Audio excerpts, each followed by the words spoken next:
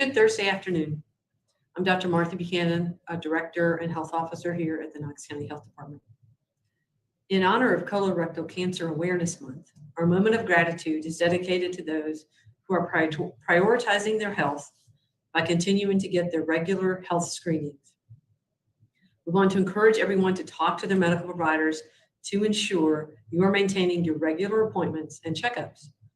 We also want to thank the medical providers across our community who are helping folks recognize the importance of staying informed about their health. I'll begin today with a vaccine update.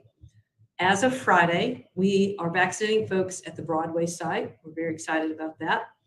I'm pleased to be able to, pleased with how everything has gone so far. And we're able to move people through, and people are very happy about the flow, and our staff is happy to have a location to go to on a regular basis. As we've stated before, this base gives us the ability to offer vaccines in a regular manner at a consistent location. Right now, we are vaccinating anywhere from 400 to 500 people a day with first doses, with plans in the near future to increase to 800 to 1,000 a day that will include both first and second doses. Because of the incredible partnerships between public health, hospitals, and medical providers across our community, more than 148,000 vaccinations have been reported among Knox County residents. More than 20% of people having at least some level of protection against COVID-19. This is great news and something we will continue to build upon. As of this week, we are updating those vaccination numbers on our website daily, Monday through Friday. We're getting to the place where the supply of vaccines is increasing, which is improving access. This is a good thing. That said, we know there are still many folks in the community who are eligible to receive the vaccine, but have not yet been able to. We continue to encourage those folks to look at all of the opportunities across our area, whether that's at hospitals, pharmacies, health departments, or medical providers' offices. Our vaccination strategy from the beginning has been a community strategy. We believe the best thing for the public is to have multiple access points for vaccination. That's why it's important that this is not just the health department, that's not just us, the health department, providing vaccine.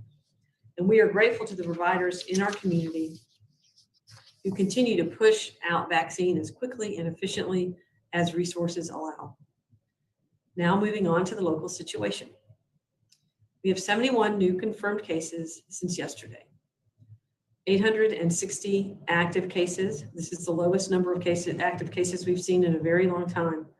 This is incredibly encouraging news and something we hope to continue to see. 33 Knox County residents are currently hospitalized, and sadly we have 2 additional deaths to report, raising our total to 598. And now we'll turn to the benchmarks. As a reminder, all of our benchmark data is available on our website. You can find it at covid.knoxcountytn.gov/case-count.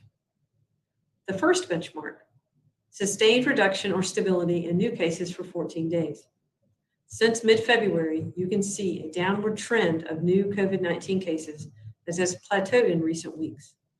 For the past several weeks, this benchmark has continued to be represented as green due to the lower volume of new COVID cases across our community.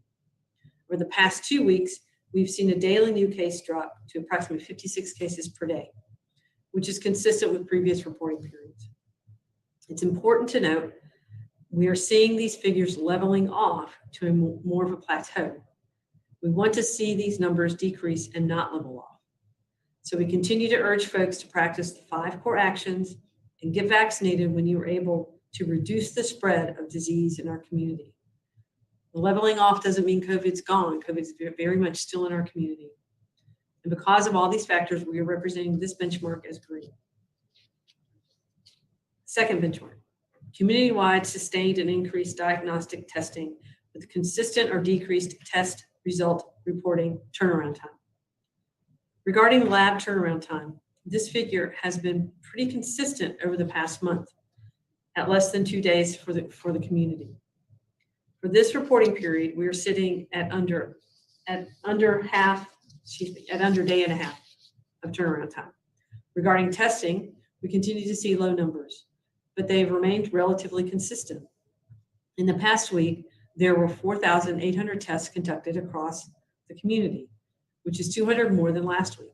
We're hopeful that the decrease in testing in recent months is an indication of a lower burden disease across our community. But we will continue to keep a close eye on this metric. Because of these factors, we are representing this benchmark as yellow. Our third benchmark, sustained or increased public health capability. The goal is to increase vaccine distribution across the county. From mid-February to early March, you can see that we were pretty consistent at about 15,000 vaccinations provided across the county. During the past week, we saw that number jump up to more than 21,000 vaccinations. This is a big jump and extremely encouraging. As you can see, we are trending in the right direction, but we recognize that not every provider who wants vaccine is able to receive it. While supply is increasing and access is improving, it's not quite where we want it to be yet. For these reasons, we are continuing to represent this benchmark as yellow. Fourth benchmark, healthcare systems capabilities remain within current and forecasted surge capacity.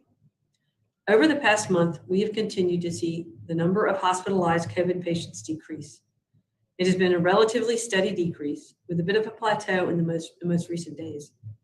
After speaking with our hospital partners, they have recommended that the benchmark continue to be represented as green.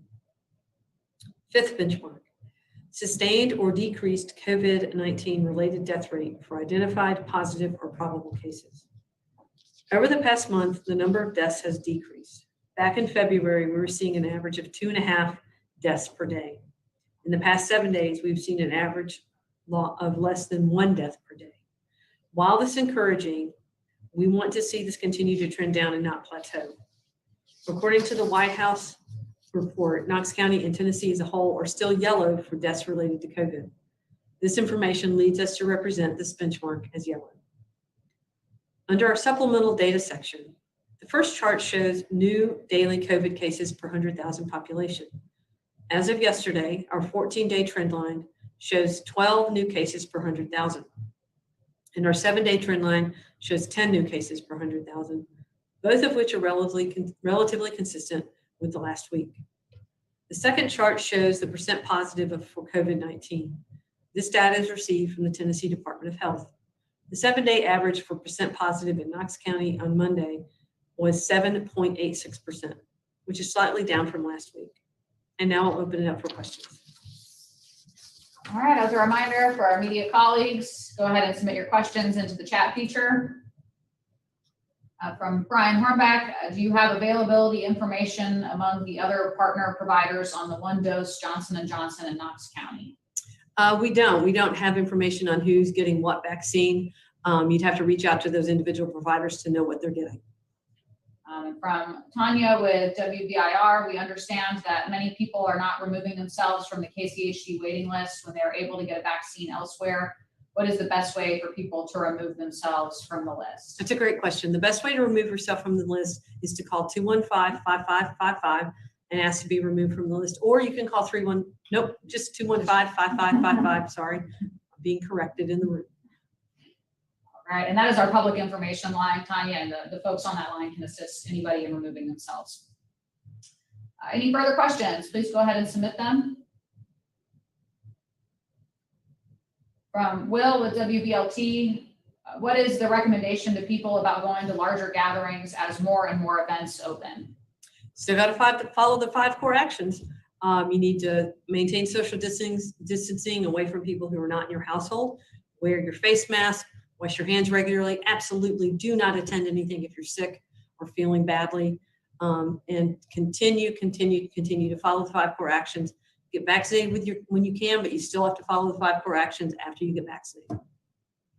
From Tanya with WBIR, how many people are currently on the waiting list?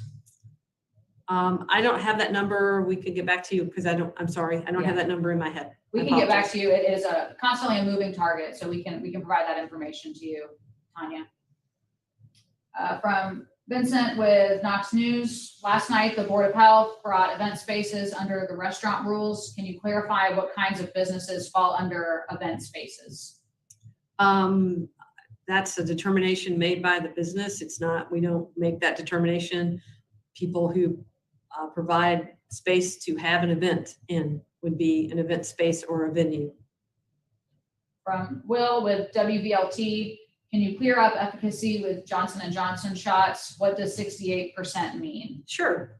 So the Johnson & Johnson vaccine, which is a one-dose vaccine, is a very effective vaccine. It is effective, about 60, 70% effective in preventing disease, but it's 100% effective in preventing severe disease or hospitalization. So it is a very effective vaccine. If you compare that to flu vaccine, which is in the 40 to 60% range, it's an effective vaccine.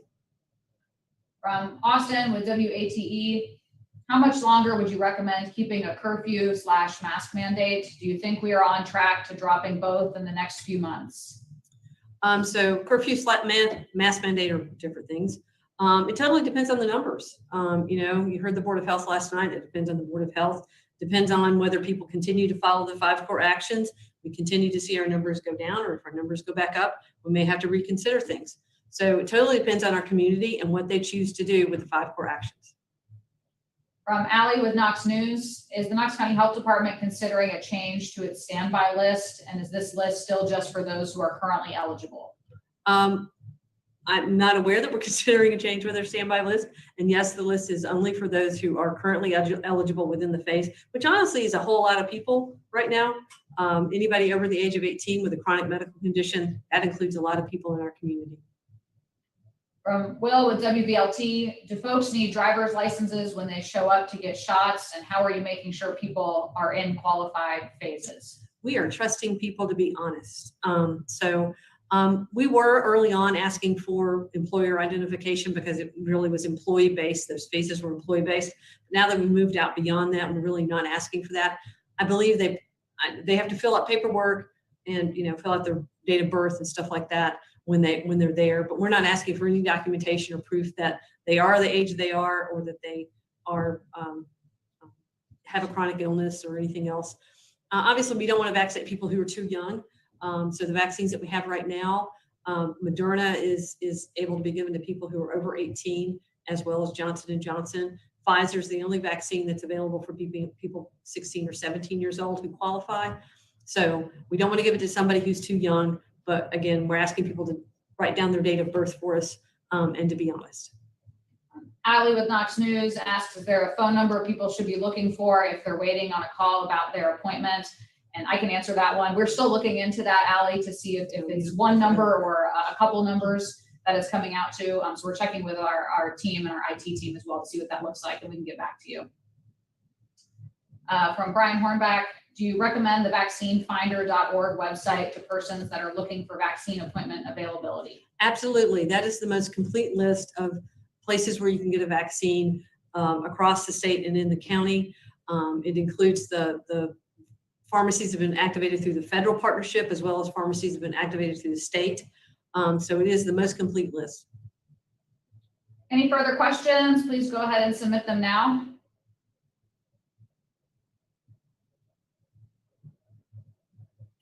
From Vincent with Knox News, just to be totally clear, the current recommendations for events are to wear a mask and keep physically distant, correct? Yes, read the restaurant recommendations and also read the Tennessee Pledge. The regulations don't negate the Tennessee Pledge. The Tennessee Pledge has a lot of really good guidance for venues and people operating them about keeping household units physically distant. We continue to recommend that. Read all of our recommendations. They recommend 6 feet of social distancing from people who are not in your household.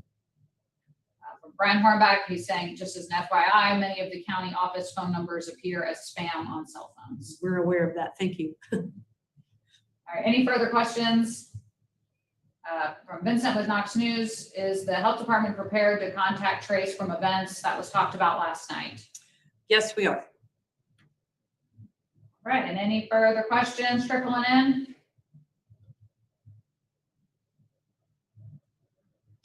All right, I'm not seeing any other questions come in today, so thank you all for your time. We hope you have a good rest of your day and a safe weekend as well.